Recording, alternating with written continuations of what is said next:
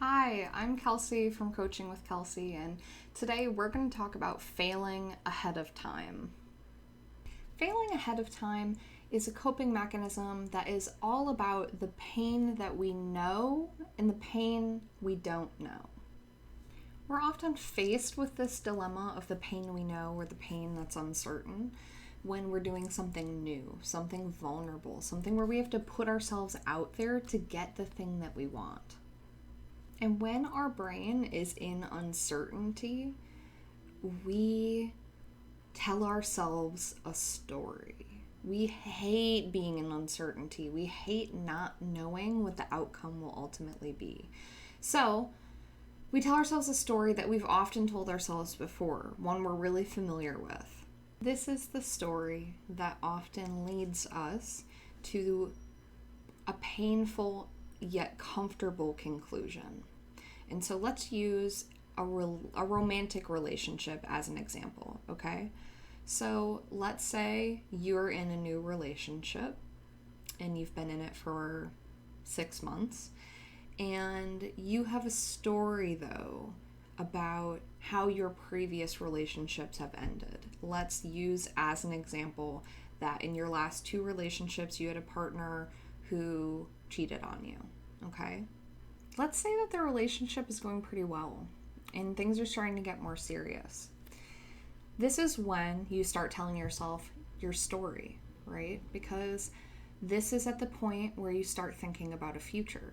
And when you allow yourself to dream about what a future could look like in a positive way, that can be scary, especially when we believe our story so much.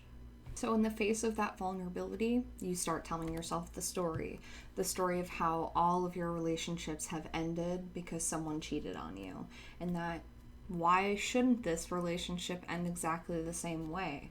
How can you continue to trust someone when you've been hurt so much in the past? And this is the story. And so it starts causing you pain, right? You're starting to tell a branching off story where your partner has cheated on you and hasn't told you, or you haven't found out yet, or he's going to cheat on you. He's been flirty with someone, whatever it is that you are weaving in your mind to create this pain, right? But you know this pain. This is the pain that you have caused yourself before with the story that you've told. It's the pain you know. I want to pause for a second because some of you might be watching this video and thinking, well, there are people whose partners have cheated on them more than once and they've ended relationships because of it. And now, this is something that they're worried about, and that's valid.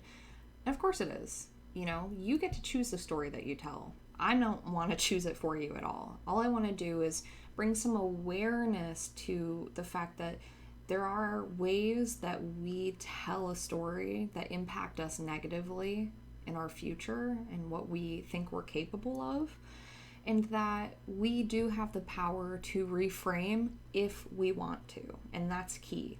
Only if you want to. With that being said, let me talk about the way that a story like this can potentially impact a perfectly healthy and good relationship, okay? So let's say you're telling the story that you've told yourself before about how you've been cheated on before, it's bound to happen again, how can you trust this person when you thought you could trust another person before? And so this pain is where we act from, right? Our emotions are what fuel our actions. And so once we've taken action, that shows up in our lives and gives us some kind of result. So how do we act when we're feeling this pain? Well, we usually self-sabotage. In this case, self-sabotage could look a lot of different ways. Maybe it looks like snooping through your partner's phone, even though that is a boundary violation. Maybe it's being really controlling over who your partner spends time with and how much time they spend and checking in with you on where they are. These are all things that do not utilize trust in a relationship or vulnerability. So what does all this self-sabotaging action lead to? Well, it might lead to a lot of different things. Some of those things could be tension in the relationship, a lot more arguments, emotional distancing, not feeling connected. And in some cases, when you perhaps have a partner who's also not really knowing how to emotionally regulate themselves or take responsibility for themselves, maybe they do cheat. That's on them, but now the relationship likely ends and you tell yourself a story that you were right all along, that this person was destined to cheat on you. Now, this is not to say that it's your fault that this person made the choices they made. I'm not saying that. But if it did happen, if the relationship did end that way, we would only see the story that we're telling. We wouldn't see all the self-sabotaging actions that we took, all of the arguments and all of the emotional tension that came from that. So why do we tell ourselves this story if it's going to cause us pain in the now and potentially cause us even more pain in the future if we allow it to get out of hand? Well, if we go back to the beginning of that story, we're 6 months into a new relationship, things are getting serious, and we have these two avenues, right? We have the avenue we just went down, which is where we tell ourselves the negative story that we've told ourselves for a long time. So what is the other option? The other option is to open ourselves, to be vulnerable and embrace the relationship and imagine a future where it could work out. And this leaves us vulnerable. It leaves us open to a new kind of pain, a pain where we are rejected, or perhaps we do embrace and that person does the thing that we are afraid of. And that's what we're most fearful of, right? We're afraid of that pain, the pain where we open ourselves to it, rather than close ourselves off and create an armor, because then if we get hurt, well, at least we have this outer layer of protection that said, I knew that was going to happen. I was prepared for that to happen. And rather than face that kind of vulnerability, we fail ahead of time. You could also phrase this as we feel pain ahead of time.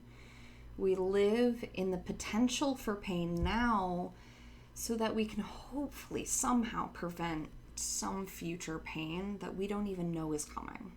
You may have heard me talk about coping mechanisms before, and my perspective is that a coping mechanism, even if it's something you've outgrown that's no longer serving you, served you at some point in your life.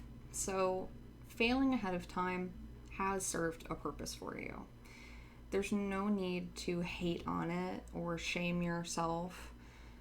It's a normal, natural human experience that we've all had. The thing is, though, that failing ahead of time is probably not serving you the way that it had when you were really young. And you have the courage and the bravery to face that fear with vulnerability and see the amazing things that can happen for you in your life when you do that. And it doesn't mean that there won't be pain sometimes. There will be. But there will also be new experiences. And I would say a new experience of feeling your positive emotions even more than you've ever felt before. Because in so many ways, when we are using this as a coping mechanism, we're dulling our feelings. We're saying, like, I'm too afraid to feel that. I don't want that pain, and so I will also not have that joy. We don't fail ahead of time just in relationships. We fail ahead of time in our journey to love ourselves. We fail ahead of time when we do art. We fail ahead of time when we want to start a business. We do this in any area of our lives where we're afraid to dream. My guess is that there's an area in your life somewhere where this resonates with you. And if it does, I would encourage you to ask yourself what your story is. When I ask you, well, why can't that happen? What's the story you would tell me? Write it down, look at it, really look at it, and decide for yourself, is there another way that I can look at this story? Is there something else that I can gain from this? Is there another way that I want to tell it? And that doesn't mean making things up. You can still look at the facts of what happened and decide how you want to feel about those things. Decide what you make it mean about what you're capable of and what your future looks like. Thank you so much for watching this video, and I want you to know that I am constantly fighting failing ahead of time in my life, but I fight it with unconditional love and vulnerability and trust. And those are the things that I want you to lean into as well. If this resonated with you, let me know. I want to hear about your experience. What is the story that you're telling yourself, and what are your ideas about the story you want to tell instead? If you're interested in learning more about working with me, about what I teach, you can go to the link in my Instagram bio or on YouTube down below and sign up for a free consultation where we can kind of get to know each other. You can tell me about what's going on with you, what are the things you want to work on, and I can tell you about what I teach and the program that I do. Thank you again, and I will talk to you again next time.